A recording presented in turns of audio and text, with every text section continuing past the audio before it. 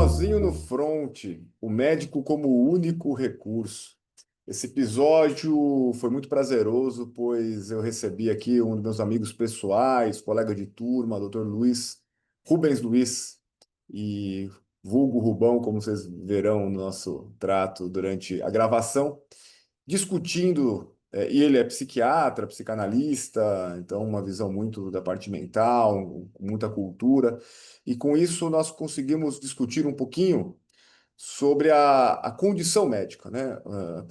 Com o século XX e XXI, grandes melhorias e avanços, mas no frigir dos ovos, o que resta é o médico, porque o médico ainda precisa ser médico, e essa condição essa presença, essa articulação, ela se faz necessária, pois estamos lidando com outro ser humano e que existem essas conexões e demandas. Então, a ideia é que, apesar de tudo que nos rodeia e nos facilita a vida, dentro e fora do hospital, no consultório, tecnologicamente falando, o médico continua sendo uma figura central.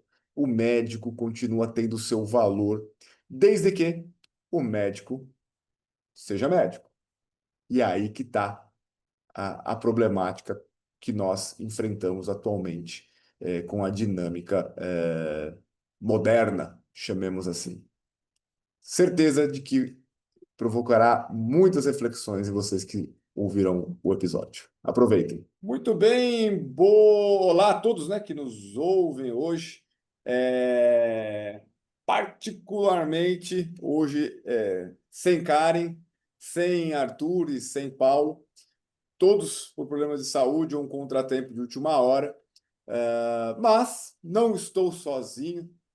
Trouxe aqui um convidado que é amigo pessoal meu, colega de turma, que é o doutor Rubens Luiz. Vou apresentar aqui vou chamar de Rubão, porque na verdade é assim que nós nos interagimos, acho que desde 2002, quando entramos na faculdade. Então, apresentando aqui o Uhum. Rubão para ele dar as boas-vindas. Ele é médico e psiquiatra formado pela Unifesp e também tem formação em psicoterapia e psicanálise, trabalhou aí bastante tempo com os residentes, foi supervisor, e atualmente ele é coordenador do Serviço de Saúde Emocional do Hospitalar, do Hospital de Transplantes do Estado de São Paulo.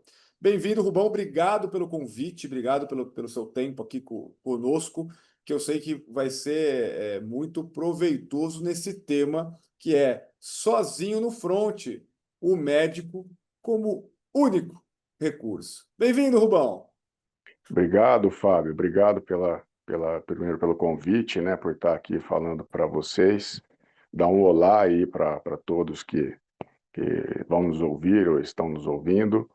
E, e queria aqui deixar, né, meus parabéns para essa iniciativa, né, que eu sempre tive em contato aí com a psicologia médica, né, a chamada psicologia médica, que eu acho que é um trabalho fundamental pelo que a gente tem observado aí que vocês estão fazendo agora, um trabalho fundamental, né, para esses estudantes de medicina e os médicos recém-formados que estão em busca aí, né, de reflexões e expansões de campo no sentido de pensar sobre a prática profissional, que eu acho que é um exercício que a gente precisa ter diuturnamente, né, desde o dia que a gente entra na faculdade, né, a reflexão sobre a tarefa assistencial.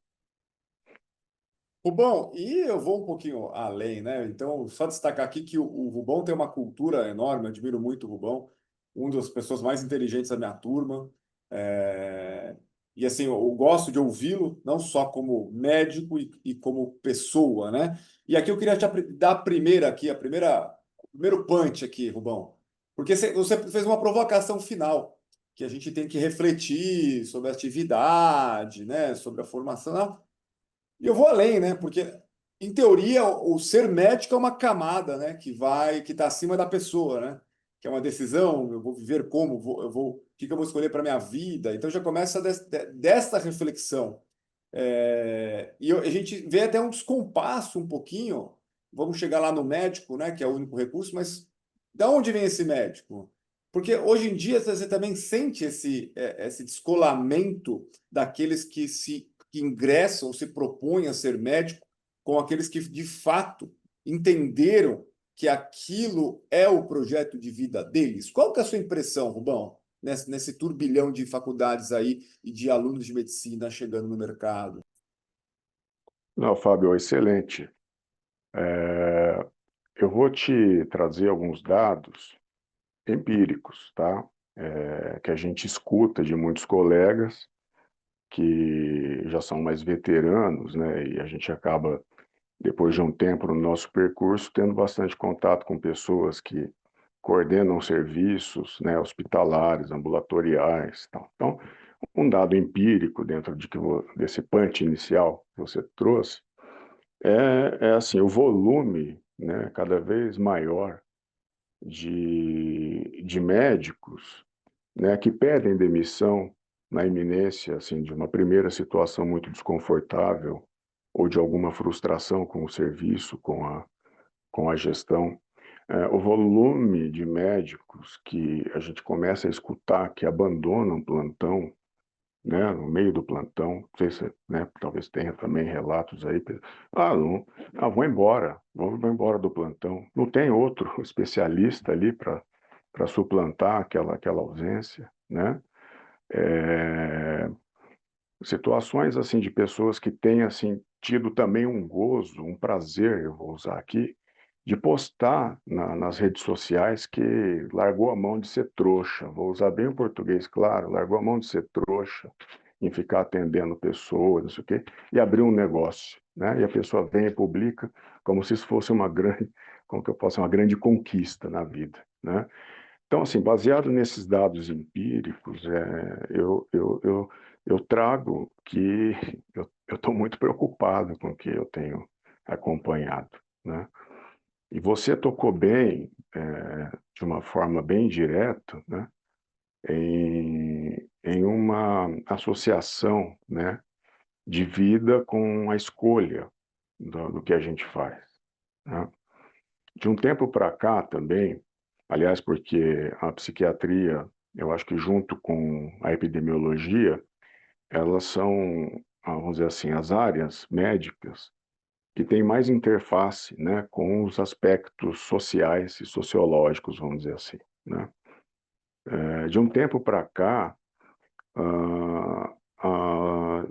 tem se colocado aí em voga, né, em moda, de que a gente pode ser um hoje, amanhã o outro, depois de amanhã o outro, né? Agora, a grande pergunta que eu faço como reflexão, acho que para todos, é assim, será que isso vale para o ser médico, né?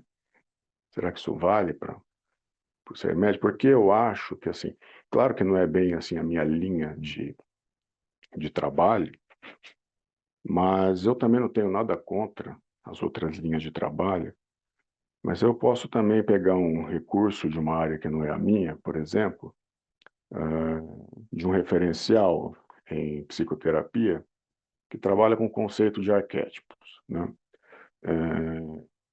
Dentro dessa ideia, a gente percebendo várias culturas, vários povos em histórias anteriores, vários povos em momentos históricos diferentes, a gente começa a perceber que existem assim algumas funções e atribuições, né, nesses grupos que eles são chamados de universais, né?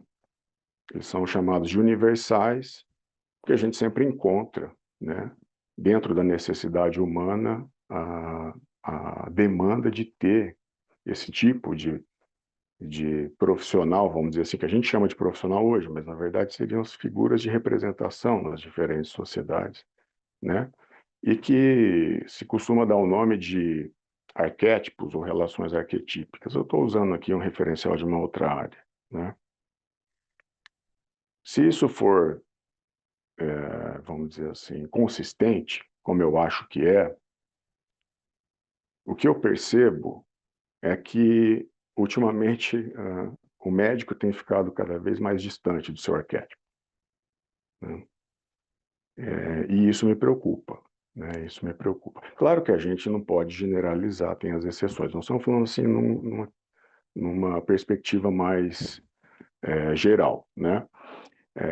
Isso a gente também, baseado em dados, o aumento nos conflitos das relações assistenciais, a judicialização da medicina, tudo isso, no meu entendimento, é reflexo desse distanciamento que se tem, né, do médico com, vamos dizer assim, essa essência da medicina, né, esse arquétipo da medicina. E eu gostaria até de falar que é a via dupla, o médico do paciente, o paciente do médico também, porque o paciente vê como uma relação de consumo.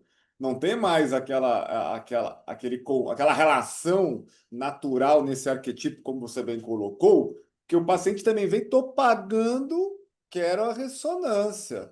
Eu tô pagando, eu quero sua atenção 24 horas. Eu tô pagando, como tenho convênio, tu tem que vir aqui. Então, é dos dois lados, e a isso que eu acho que também se soma e escalona todo o resultado onde você está querendo concluir, né?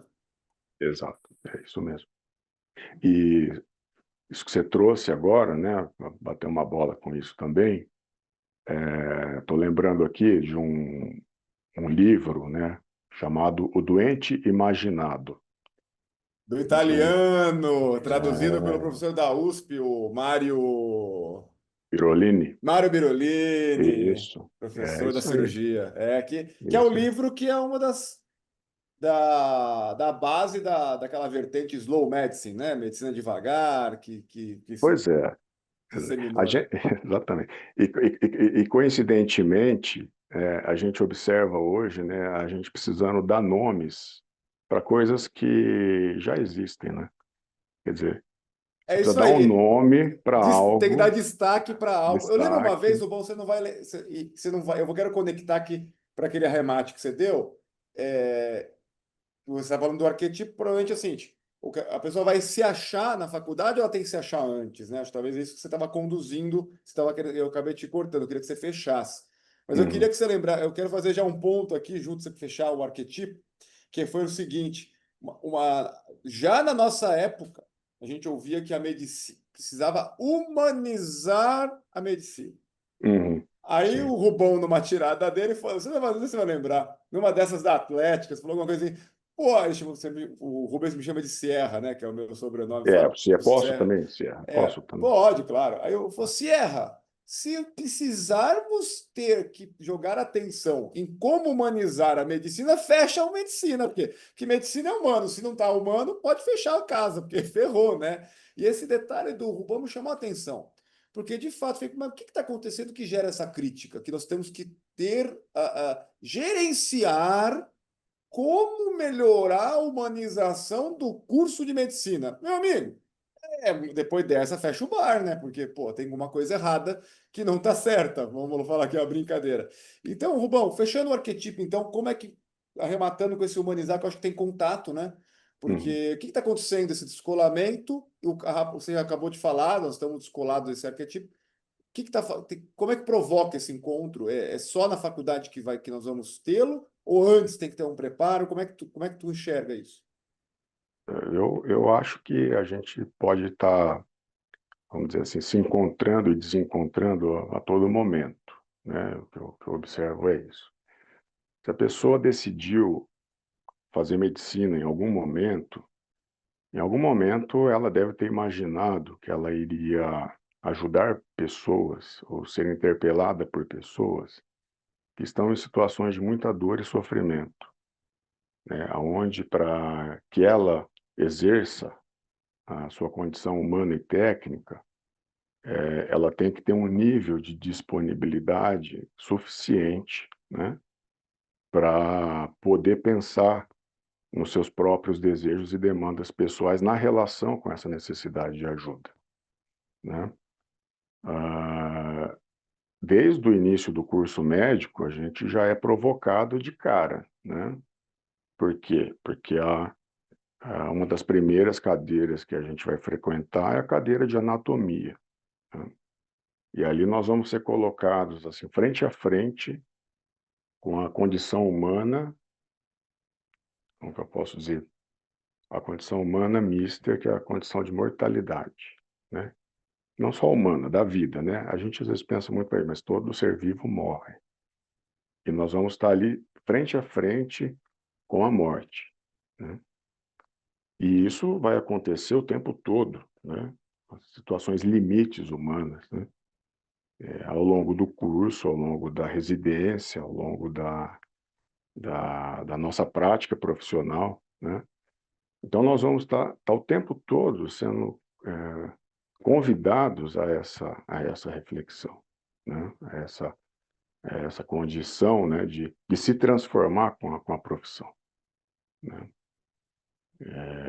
Antes, né, o que eu posso trazer, assim, de antes da faculdade de medicina, é que a gente já passa por uma fase necessariamente de privação, ou passava antes, né, disso que você falou da pulverização dos cursos, né. Então isso já era um filtro, né, por quê? Porque existiam até há não muito tempo atrás, existiam muito poucas faculdades médicas, né. Então para a gente entrar numa faculdade de medicina, já existia, assim, um certo filtro, né, de decisão, porque já começava com uma doação. Então, para a gente, por exemplo, passar numa conceituada universidade, uma conceituada escola de medicina, a gente já, desde o começo, já tinha que acostumar a ver os nossos amigos indo para festa 3, 4 vezes por semana e a gente estudando, tendo que acordar cedo, fazer simulados intensivos, né? Cursinho, pessoal já na faculdade, às vezes colegas que primeiro ano de faculdade, outros cursos, outras áreas já estagiando, contando para a gente que já estava aprendendo a se virar no mundo, e a gente lá estudando, né? Então, o que aconteceu hoje foi que, na minha impressão, os acessos ficaram mais fáceis. Então, eu quero dizer assim que o crivo da decisão passou a ser um pouco relativizado, né, nesse percurso. E, e aí, as pessoas que escolhem fazer medicina vão ter que aguentar o tranco maior, né, nesse desenvolvimento, na graduação, na residência. E às vezes, se não cuidar disso, vai ter encrenca na vida profissional, né? E o resultado a gente já vê, né, Rubão? Porque os índices, claro que a literatura mais precisa disso é a americana, né? Porque lá eles controlam, eles têm esse tracking aí em todos os números. Mas aqui no Brasil, você que lida com isso sabe muito bem, você lida com residente, o índice de doença mental, no sentido de emocional, melhor dizendo assim, que a gente pode até Uhum, falar do burnout, mas o burnout é uma situação realmente configurada, três elementos e tal, mas independente se ele tem o critério ou não para fechar burnout, o cara está sofrendo, ele está com dificuldade emocional para encarar ou o serviço, ou a relação com os chefes, ou o uhum, próprio paciente, ou a dor, a morte, né? A sensação de, de não realmente reverter a natureza de algumas situações, esse sentir o peso da natureza à frente de nós, né? uhum, É, Então, conectando, o aluno tem essa facilidade, então, se antes tinha que ser resolvido, melhorado, trabalhado um pouco antes, hoje já não acontece, vai ser durante a faculdade ou mesmo durante a prática médica, que cai uhum. talvez onde nós estamos querendo chegar, que é falando sobre o médico, né? Porque hoje a gente vive no mundo tecnológico, né, Rubão? Poxa vida, e que ajuda a gente não é contra a tecnologia, não. Estamos Até aqui até por causa disso, né, é eu que ia hoje, né? falar. Olha que Uhum, maravilha. O Rubão está em São uhum, Paulo, eu estou aqui em Araguaína, em Tocantins, e estamos falando aqui ao vivo, praticamente um com o outro, qualidade ótima, né? uhum. Eu É brinco, eu verdade. estou aqui em Tocantins, eu peço coisa pela internet, eu compro tudo que tem no mundo, chega para mim hoje pela internet. O próprio o meio de comunicação, o WhatsApp, enfim, hoje inteligência artificial, né, que nos ajuda cada vez mais sendo modulada. É, Isso facilita, não estamos dando conta. Então, as exames de imagem, tudo isso aí está dentro do programa e da assistência. Uhum, Mas, se formos analisar, às vezes o médico fica até que escondido, né? Fica eclipsado por todas uhum. esses Parafernália, essa Isso, que parafernália. brilham, né? Brilham É, muito, chama sim. atenção, né? Aí o É. médicozinho fica ali atrás, né? Ninguém vê, tá ofuscado pelo equipamento, né? Aí, Rubão, porque é, ca- existe importância no médico, porque o médico caminha tudo para o especialista, pede um monte de exame, Inclusive, como eu já falei no começo, o paciente às vezes já vem desejando isso também. Ele quer o especialista, ele Uhum, quer o exame, porque ele vê no Google, né? Ele vê hoje tudo, ele já chega lá praticamente às vezes com o pedido, né? Com a receitinha que ele quer. E aí, a figura do médico, desse médico que já estamos falando, que pode estar uhum, uma vacância nessa constituição do ser médico, advinda aí por toda que nós acabamos de falar, sobre a trajetória de formação, e cai numa assistência que a gente sabe que nós estamos longe de ser uma assistência ideal, com essas condições aqui de relação médico-paciente. E uhum, aí? Onde fica o médico? O médico é importante? Porque vale aqui um adendo. Aqui onde eu estou, às vezes não tem um recurso. E aí sim uhum, só tem o médico também. uhum, Mas e aí, como é que ficamos em cima desse cenário atual que a gente vê simbolicamente, praticamente em todos os cantos? uhum. Muito bom. Pô, Sierra, estamos indo no âmago da coisa, hein? Muito bom. Deixa Esse eu é o tomar até um objetivo, ar. né? Vou tomar até um arzinho aqui quando você bebe Esse é o sua água, hein? objetivo, porque o papo é gostoso e denso, pô. E com É, você, Rubão, normalmente é assim mesmo, né? com nós, né? Assim, a gente sempre gostou de ser radical, né? De ir na raiz das coisas, né? Não tenho nada contra o radicalismo, ir na raiz das coisas é importante. Diga uma coisa, né? É, a gente acha que com a tecnologia que as coisas vão se transformando, né? É uma ilusão que a tecnologia cria, na minha opinião, só uma opinião minha, de que tudo que é antigo muda também, né? Mas no campo das relações humanas, que é aí que me faz muito assim, né, valorizar esses conceitos assim de relações universais, professor-aluno, médico, paciente, né, policial-sociedade, né, mercador, comprador, essas coisas assim que são universais. Isso não muda. Isso não muda porque vem de uma necessidade humana, né? A relação médico-paciente, ela é a mesma, na minha opinião. Ela continua sendo a mesma. O que está acontecendo é exatamente o que você trouxe de uma forma bem clara.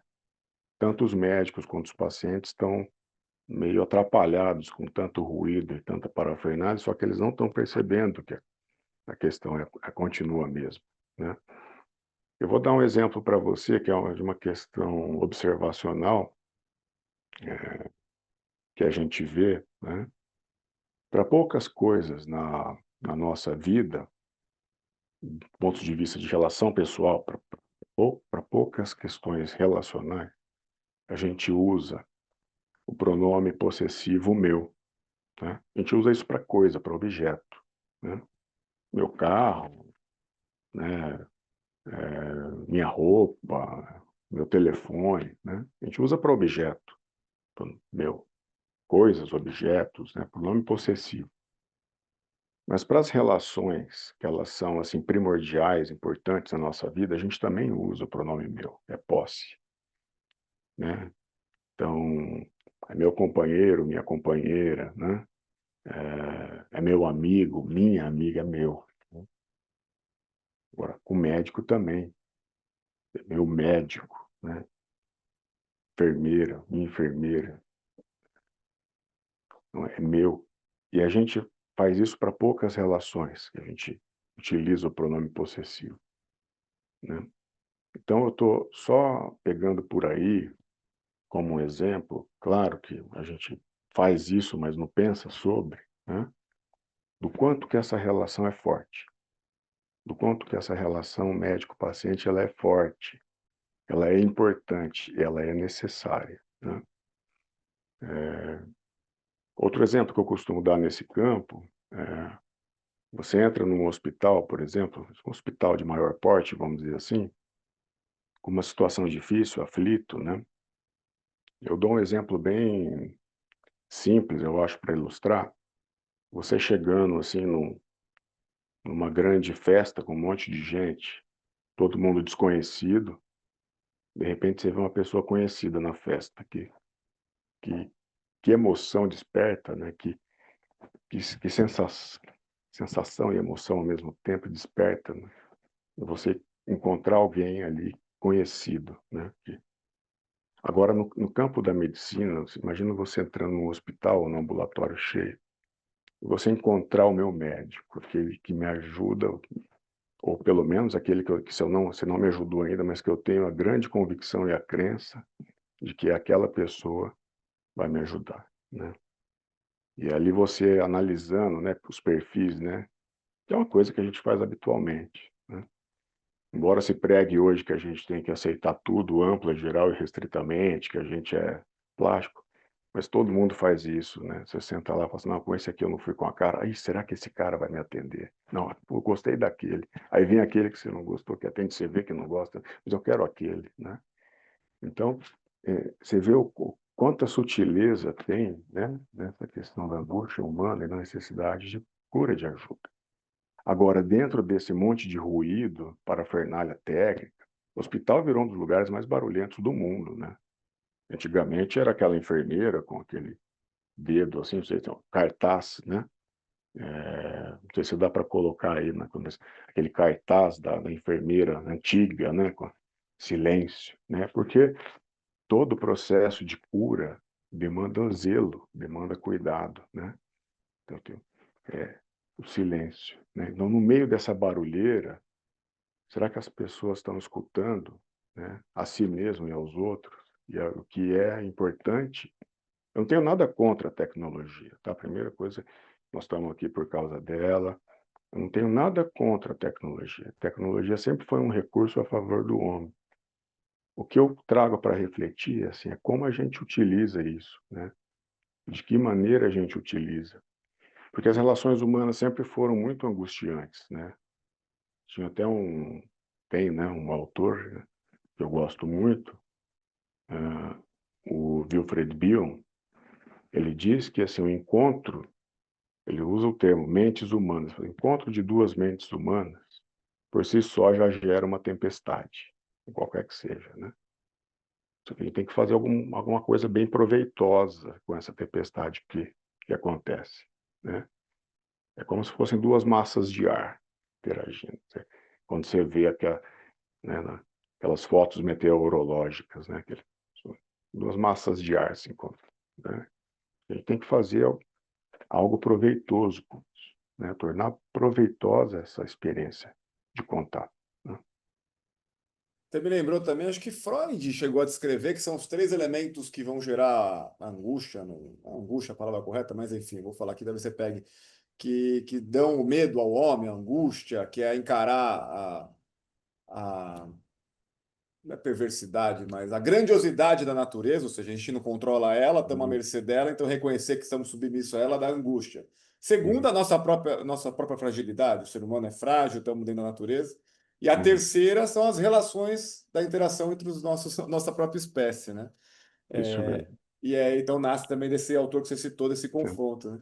Então, o Freud, né, ele já se dizendo, né, um dos grandes autores aí que provocaram insônia na humanidade, né, tiraram o sono do mundo. Salvo engano, ele fala isso no Mal-Estar na Civilização, ou no Exatamente, Mal-Estar da Cultura. isso mesmo, isso, é ele mesmo. São os três grandes perigos, né, ameaças, as três grandes ameaças que o ser humano tem que lidar, né, que são com os perigos da natureza, né, com os outros seres humanos, e é o que o Freud provocou insônia, insônia na humanidade, o ser humano também tem que lidar com um grande perigo, que é ele mesmo, Ele mesmo. o próprio ser humano, Exatamente. né? E, mas, e aí, Rubão, aí, tentando já canalizar pelo menos um entendimento desse nosso papo. E por que que então, no final, a gente pode dizer que a medicina, até vamos falar aqui, nós vamos fazer uma revolução, até porque a definição está correta, que revolucionar é voltar à origem, né? O pessoal acha que É, revolucionar é ir para outro lugar. Não, revolucionar é, pela etimologia da palavra, é voltar à origem, é né? verdade, E é por verdade. que então a gente pode aqui, pelo que eu estou entendendo, e na verdade é o tema, porque no final sempre teve a figura do médico, né, nessa representativa arquétipa ou mesmo numa situação social, de status ou de liderança, enfim, a gente pode qualificar de várias maneiras. E hoje tem toda essa tecnologia natural do século, vai evoluir, as coisas vão mudar, mas porque sempre tivemos, e no fundo é o que temos, mesmo independente do que aconteça ao redor desses ruídos, a figura do médico. Por que acho que dá para Uhum. ter esse entendimento, Rubão? Olha, porque a gente precisa, para a gente se desenvolver, né, na vida, é muito interessante, a gente sempre precisou de outro ser humano, né? A questão do desenvolvimento humano é muito interessante, a gente não consegue se desenvolver sem a ajuda de outra pessoa, né? No começo da nossa vida, a gente precisa da mãe ou de alguém que assuma o papel da mãe, né? Que vai acolher, né, da sustentação, aquelas angústias primordiais da vida, que são angústias terríveis, né, pela teoria, né, das profundezas da mente, são angústias terríveis, angústias de morte, né, que a gente imagina que o bebê tem, porque ninguém conserva uma memória da primeira infância tão nítida assim, né? Mas a gente infere que são angústias terríveis, né? Quando o bebê acorda de noite, né, com fome, com frio, né? Aquela sustentação, né, que a mãe tem. E o nível de confiança que é estabelecido nessa relação, né? Portanto, para a gente se desenvolver e lidar com as nossas situações limites, a gente sempre vai precisar de alguém que assuma esse papel, em algum momento, pelo menos, né? E a gente faz, né, o que o Freud também falou, que é a transferência, né? A gente faz uma relação transferencial, né, com essas figuras que vão dar sustentação para a nossa vida, para a gente poder suportar, aguentar essas travessias, os momentos difíceis, né? E no caso, a gente precisa ter algum grau, de confiança inicial. Quando socialmente a gente estabelece que os médicos são essas figuras, isso dá para a gente uma certa garantia, entre aspas, com todas as aspas possíveis, né, de que eu vou estar podendo realizar essa confiança e transferir essas cargas para outra pessoa. Então, diante de tudo isso que você tá trazendo, é muito interessante o título, né, da nossa conversa hoje. Repete aí, faz favor. Tá sem som, sem som. Sozinho no fronte, o médico como único recurso. Pois é.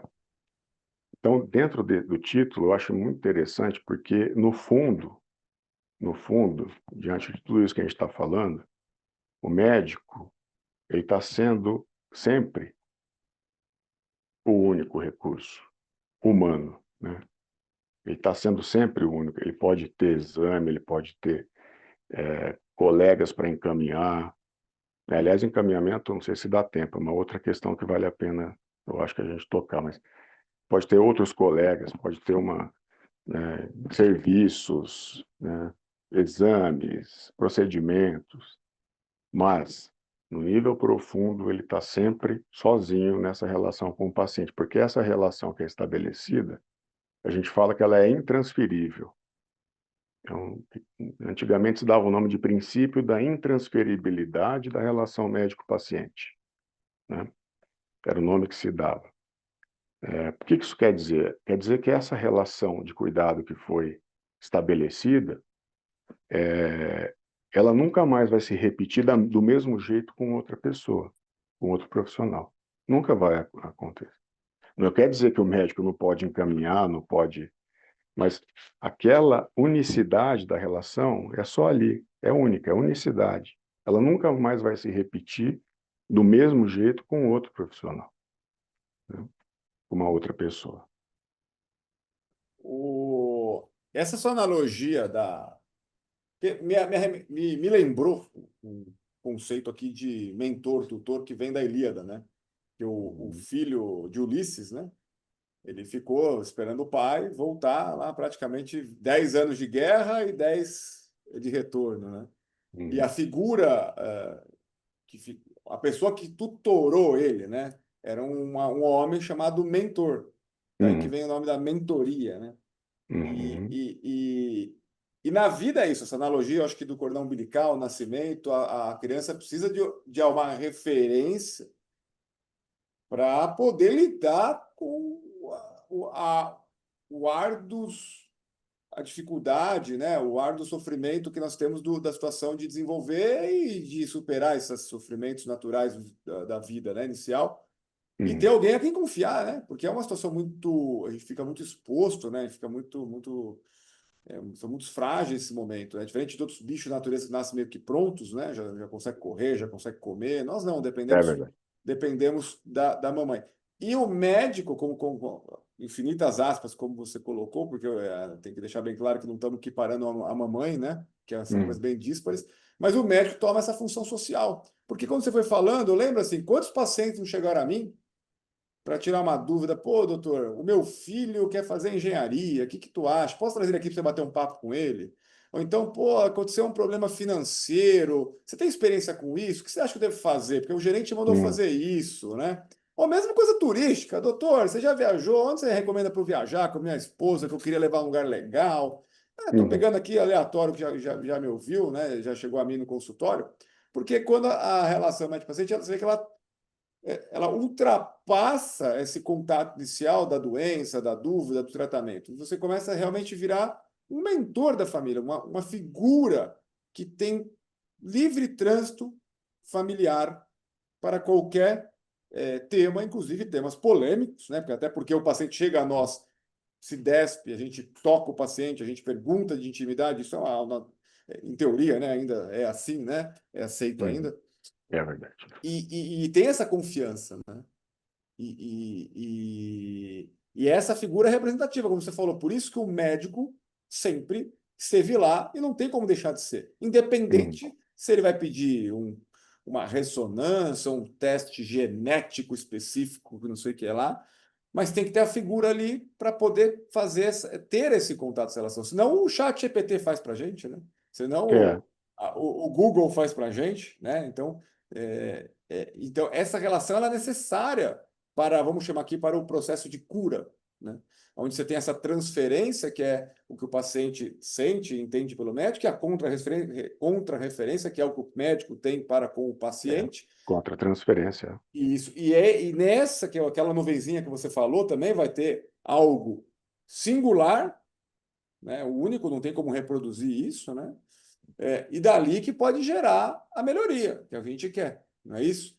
Então, pelo que eu estou vendo aqui, o médico, independente de recurso ou não, ele precisa ser médico, porque é dessa figura simbólica, arquetípica, como a gente começou, que depende essa relação humana que com um mote por trás, que é uma doença ou uma queixa, para ela poder ser resolvida e superada. É isso, Rubão? Uhum.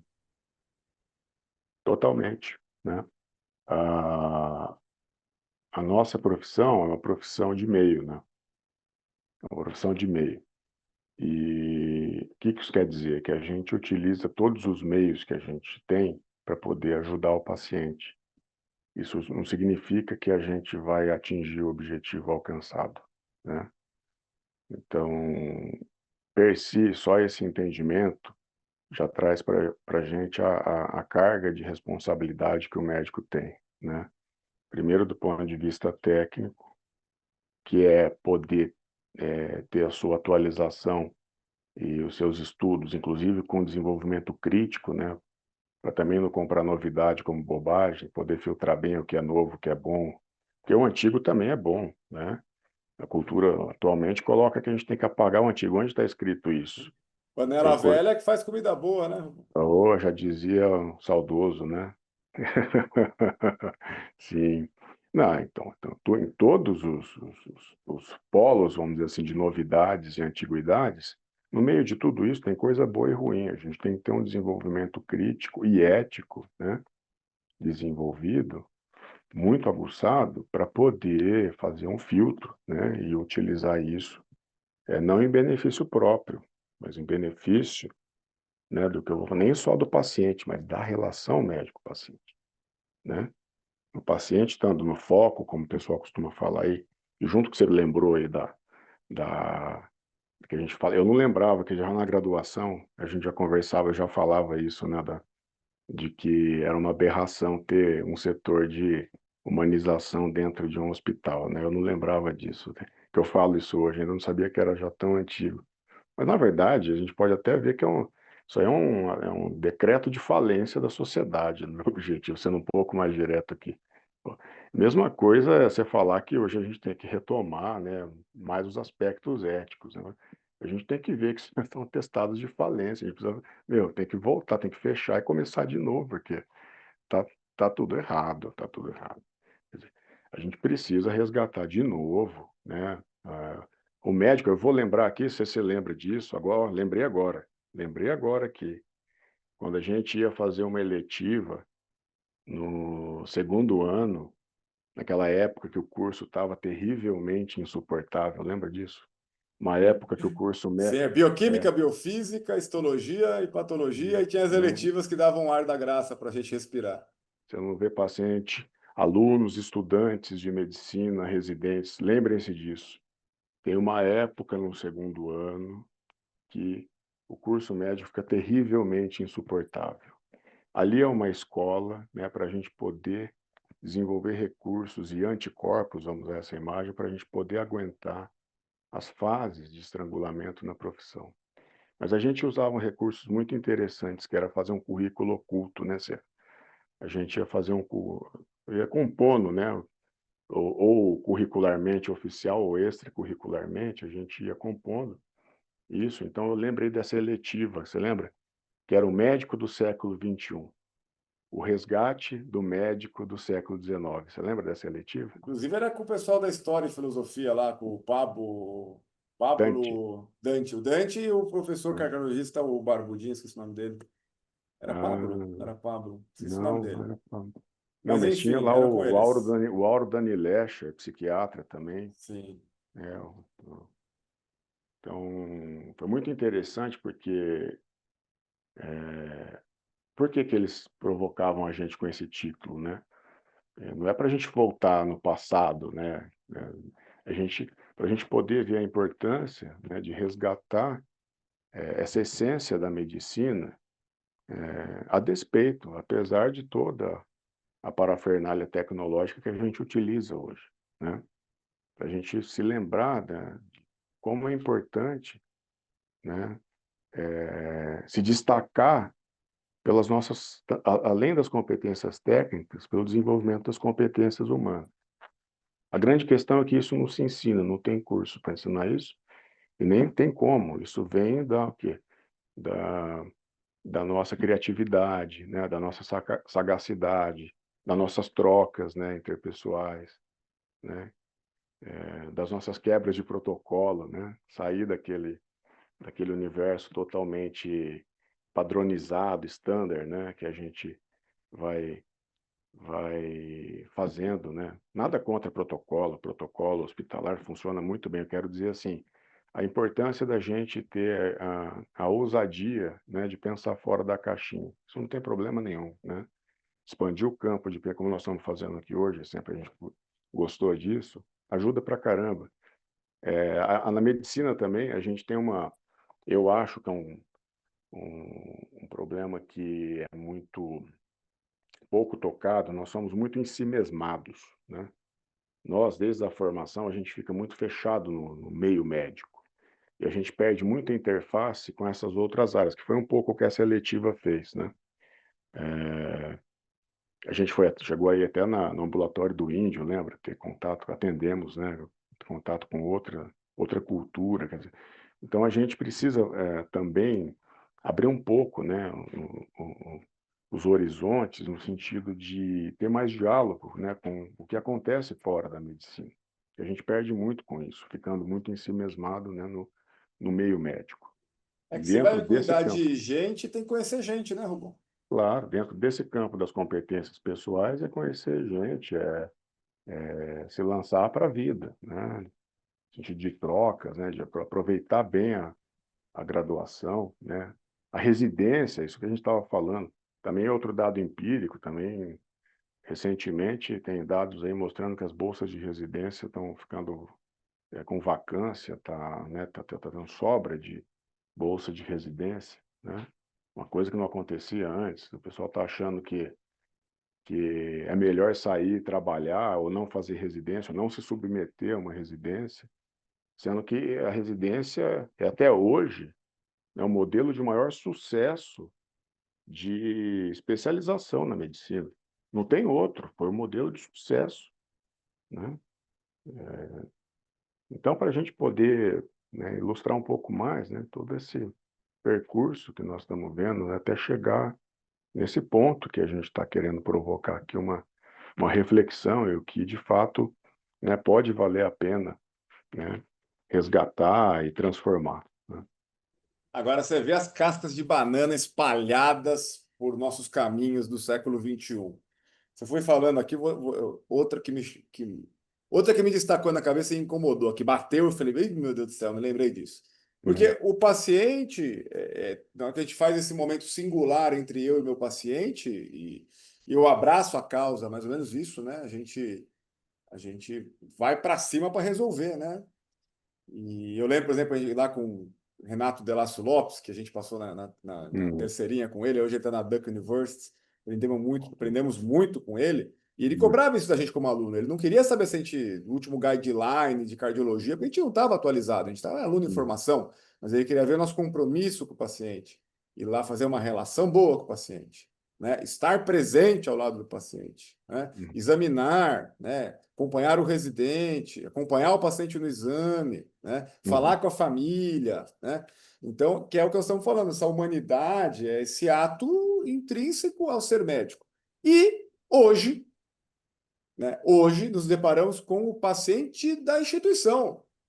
é, Hoje não quebraram o médico. Então, antigamente eram os médicos do professor doutor Renato uhum, de La Sol, professor Antônio Carlos Lopes, da clínica médica lá.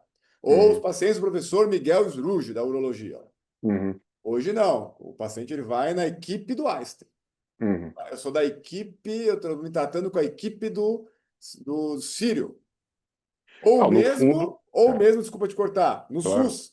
O médico ele quebra um pouco. Não, o senhor não é meu paciente, eu sou plantonista, o senhor é o paciente da instituição. Amanhã é É. outro, nós vamos seguir aqui uma dinâmica de terapia em grupo, assim, do grupo, né? Mas o senhor não Uhum, é meu paciente, entendeu? Então já tem essa quebra. E esticando a corda mais um pouquinho, uhum, porque a galera hoje, e eu falo porque é movimento, a gente tem uma situação comercial dentro da medicina. Porque existe o comércio, mas tudo bem, mas eu tô falando, a gente aprendeu aquele sacerdócio, essa era entrega, né? Ajudar. Só que chega a conta, né? uhum, E tem todo esse apelo comercial. E aí a molecada se vê, pô, para que eu vou fazer tudo isso para ganhar uhum, quase nada, não é valorizado, se eu posso movimentar a rede social, eu posso trabalhar em outras vertentes e ganhar dinheiro. Então, vai quebrando e vai desconectando essa figura que nós estamos aqui relembrando que não é que ela existia, ela está lá, uhum, tá eclipsada, mas ela está lá, uhum. não tem como ser Oh, diferente. Não tem como ser clamando diferente. para. É. Então, são as cascas de banana, Rubão. Como é que você avalia isso? Porque é complicado, é um atrativo, é o canto da sirene lá, né? Chamando a gente o tempo inteiro para poder entrar nessas ciladas. Uhum. Você me permite ser radical aqui, né, Sierra? Mas Rubão, você fica à vontade. Eu quero que você Tá seja bom. Rubão. Rubão é Não, Rubão. depois você não vai me cancelar aí. Não, é Rubão, poxa vida. Obrigado, Sierra, pela liberdade ampla, geral e restrita. É, eu acho ah, que as faculdades de medicina tinham que repensar, porque eu cheguei num momento, né, falando um pouquinho do meu percurso, assim, isso depois da residência, aonde eu me peguei numa seguinte reflexão. É, aonde foram os pontos de formação e aonde foram os pontos de deformação, né? E um dos pontos de deformação, que aí eu acho que é um viés da hospitalização da saúde, vamos dizer assim, que nós somos aculturados, quer dizer, submetidos a uma condição geral de pensamento, nós somos aculturados de que o sucesso no nosso tratamento é dar alta para o paciente, é dar alta, encaminhar, né? Estar com bom. Liberar o leito do hospital para girar o leito Isso, da UTI, a exato. Ia falar enfermaria. exatamente isso. Ser um bom gestor de turnover, né? Bom gestor de turnover. Isso aí, então o médico, agora só, dei tantas altas, coloquei, né?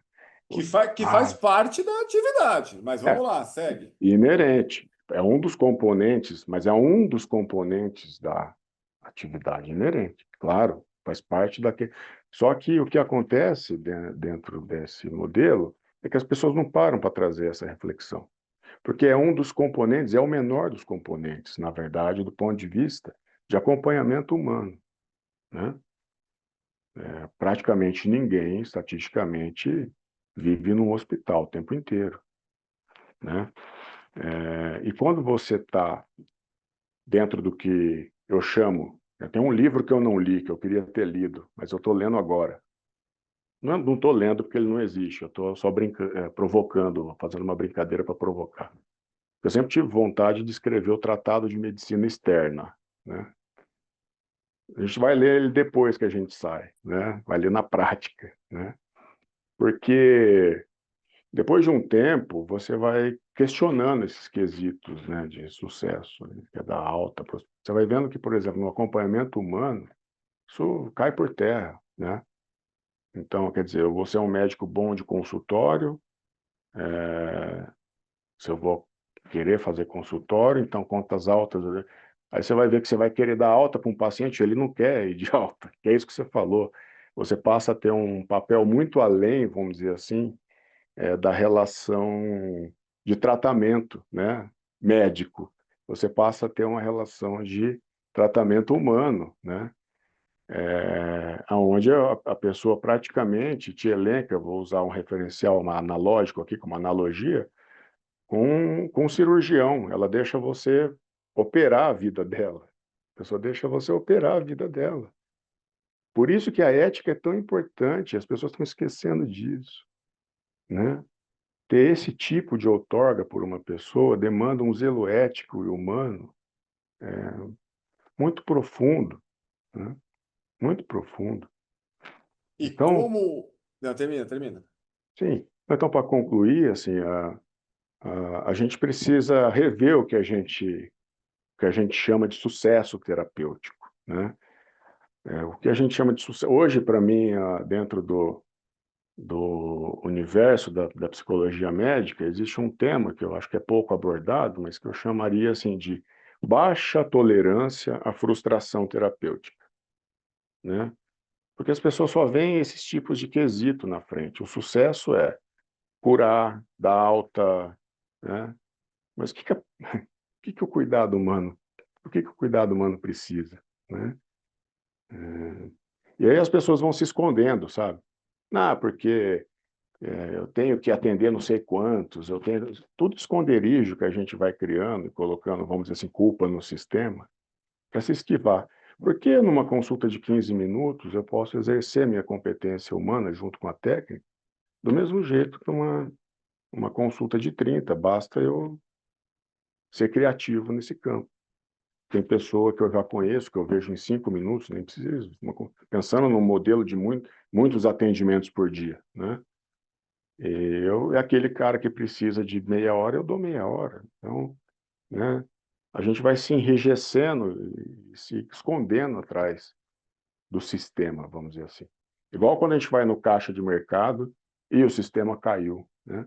Você vai no banco, o sistema caiu. Pô, mas eu estou aqui, como é que eu vou resolver isso? Ah, não sei, é culpa do sistema, né? A gente vai se escondendo, né? E Rubão, então assim, para afinal, todos que nos ouvem, outra informação, acabaram de formar. Uhum. Então, tudo que a gente descreveu, comentou aqui, muito provavelmente a maioria reconhece, vê e enxerga a problemática. E Uhum. aí, assim, para a gente terminar, dado o horário aqui também, qual seria uma. Tá? Para deixar uma. Passar rápido, Rubão. Papo bom é assim. Qual que seria assim uma dica, né? Mas uma recomendação ou uma reflexão que você poderia deixar aqui para aquele que nos ouve e se identificam e entendem o que a gente acabou de escrever, essa problemática, na medida assim, qual que seriam os caminhos que você pode apontar? Quem sabe que não tem gabarito, né?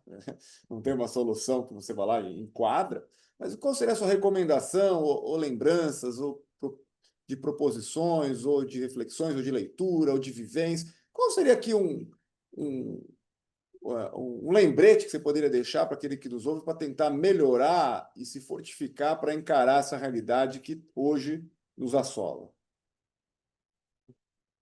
Ah, a primeira recomendação que eu diria é para os estudantes, alunos e residentes que estão nos ouvindo assim, valorizar o que eles chamam de sofrimento na prática profissional. Você tem que valorizar.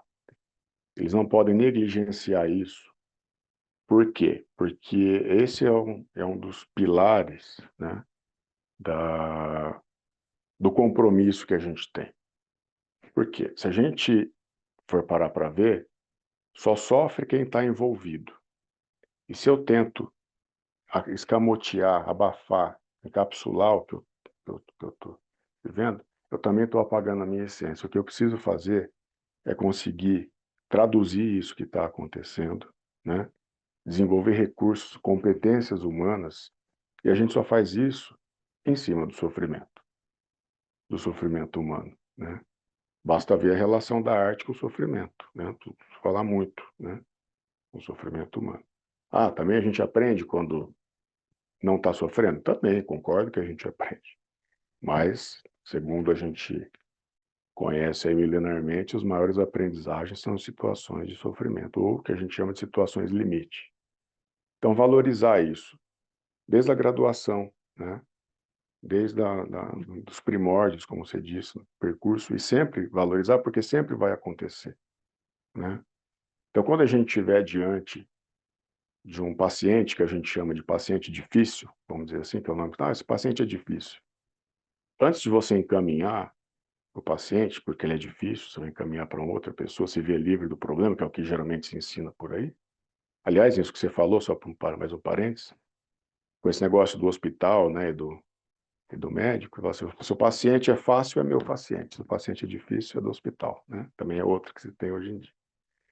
Mas quando se perceber que o paciente é difícil, antes de qualquer conduta imediata, tentar perceber que por trás do paciente difícil existe uma dificuldade do médico.